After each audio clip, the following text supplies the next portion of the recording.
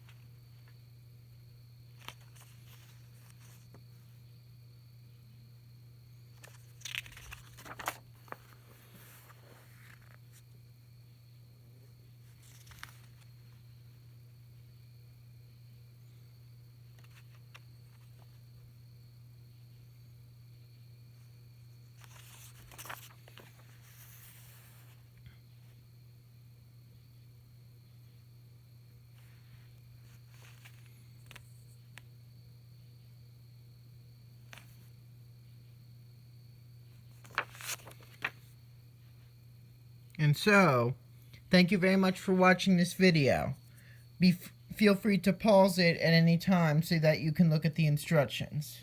I'm sorry that if the instructions may not be clear, the reading is not very clear, but this is just going to be a temporary video most likely until I can actually upload the individual projects and I can show you the diagrams more close up. Thank you very much for watching.